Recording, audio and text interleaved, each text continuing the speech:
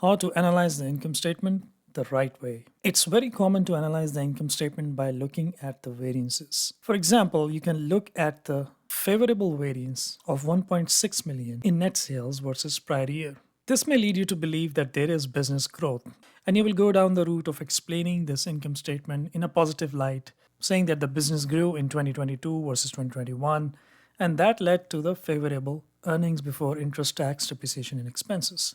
But what if I told you that the volume actually decreased? And you ask, why is there a positive variance in net sales? Well, this is where the price volume mix and cost analysis comes into play. We should always be analyzing the price volume mix and costs when analyzing income statement. Otherwise, you may arrive at the wrong conclusion as well. But what is this price volume mix and cost analysis? Let's look into it. Price analysis deals with the change in selling prices. What is the impact of change in selling price on the net sales, gross profit, and EBITDA? Volume and mix together are also known as the quantity variances because they deal with the quantity change, the quantity of the product that the company sells. Costs, similar to the price analysis, calculate the impact of change in cost of the product sold.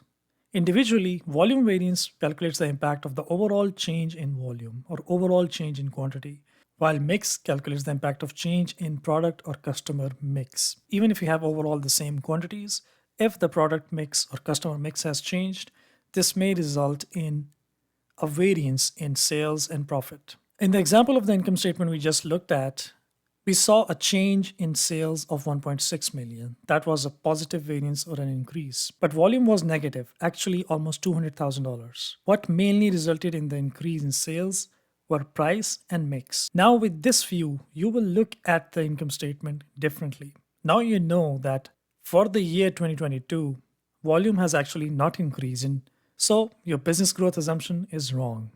In fact, this is the result of price and mix impact. On the other hand, think about it. If you did not know that increase in sales is because of price and not volume, you would have looked at the total selling and administrative expenses and assumed that they have moved in the positive direction. One way to look at selling and administrative expenses is to divide the selling and admin expenses with net sales. The result for 2021 was 27.1%, which means selling and admin expenses were 27.1% of the net sales. In 2022, this number dropped to 25.7%, which would reflect a positive performance because despite the increase in net sales, the selling and admin expenses have not increased as much as the sales. But now that you know that the sales increase is really price driven and not volume, is it really such a good number? These are the questions that you are able to ask and then answer correctly if you do the price volume mix and cost analysis. You should be able to prepare waterfall charts like these, where you show the change in net sales both versus prior year and versus budget. You should also be able to prepare gross profit waterfall charts.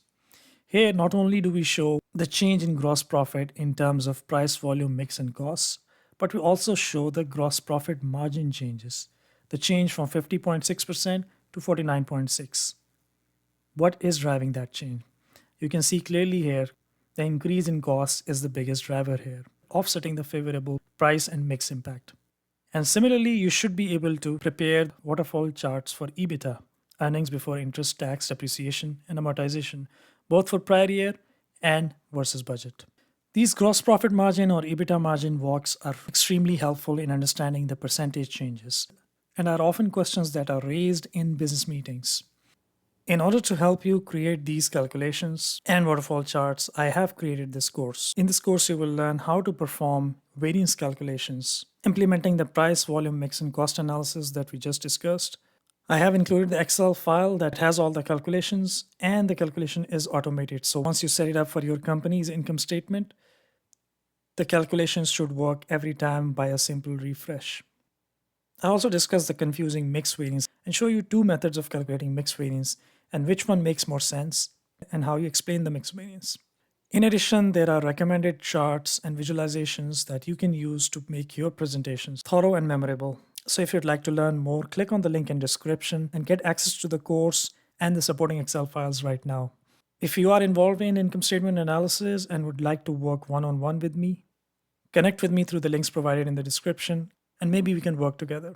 Remember, income statement is one of the most important financial statements that is reviewed almost every month in business meetings. And your ability to explain income statement performance can go a long way in your career growth and future prospects.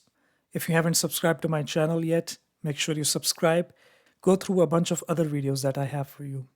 I hope you found this information useful. Do not hesitate to leave a comment if you need further information or would like to see more videos on financial statement analysis.